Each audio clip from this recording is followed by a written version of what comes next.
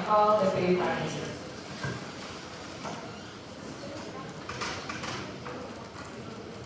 My third preference is just to raise your hand or stand up, and I will start my speech in 3. First, I'll start my speech by rebuttal. First of all, the opening opposition mentioned that we'll prioritize diplomatic cooperation in the terms of aliens only have Earth. How can you affirm the fact that aliens will want to peacefully on Earth? These aliens are desperate for a home that is stable.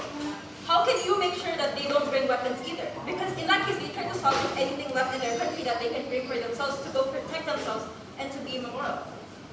So, also, it will click aliens' egos. I think it's inherently justifiable because you as humanity, you as a government want to ensure calmness. You want to ensure to the public that it's within human interest and human nature to protect yourself.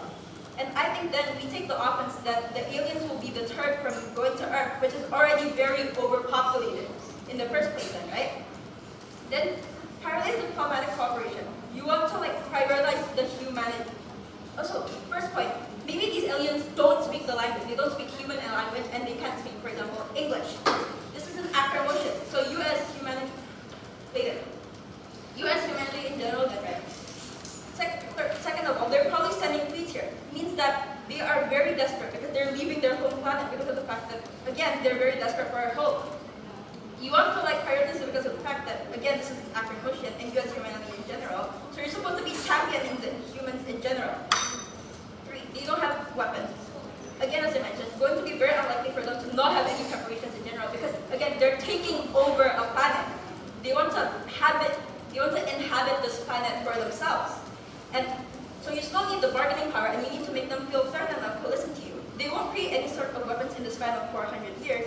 It's going to be a very unlikely case. Again, you mentioned that the aliens are a vulnerable actor.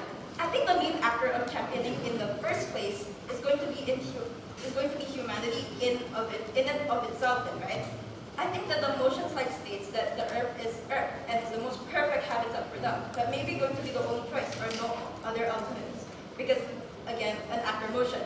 Maybe then they can just live in their fleet for the rest of their lives, or basically something like that that can actually hold them.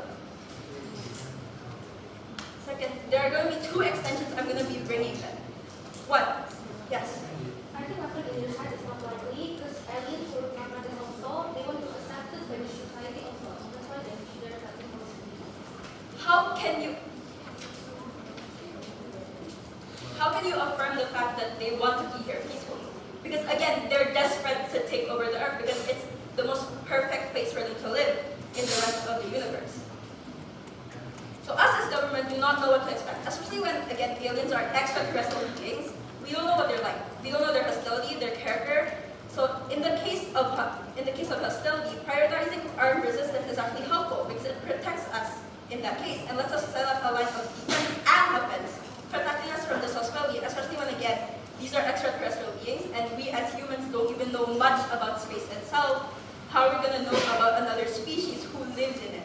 Which, like any other public, we and the aliens have our own societal norms that can clash with each other's.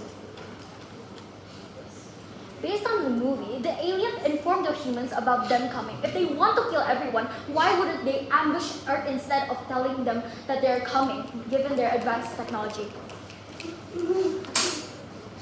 How can you prove that these aliens who are very desperate are willing to do whatever it takes, or the fact that they don't have any sort of defense or offense in general? Because this is going to be very unlikely because of the fact that they're very desperate, or even if we buy your case about them not taking any weapons, they're definitely going to have any weapons in this span. And if they do come to Earth and send a message, we still don't know what they're like. They're sending a message.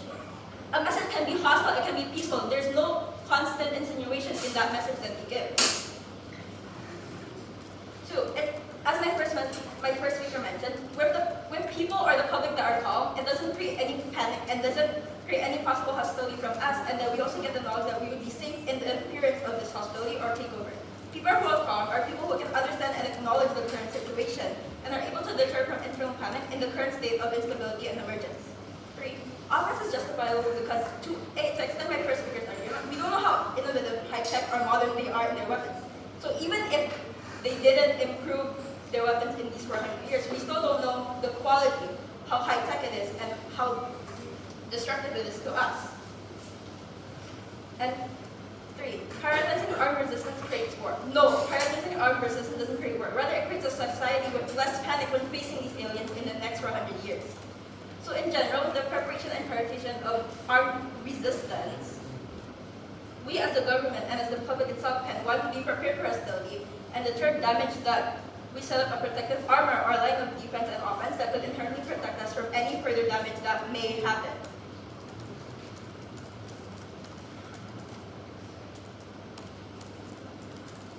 And that is my case as Deputy Prime Minister. Thank you, DPM, for the final remarks. Now to continue, I call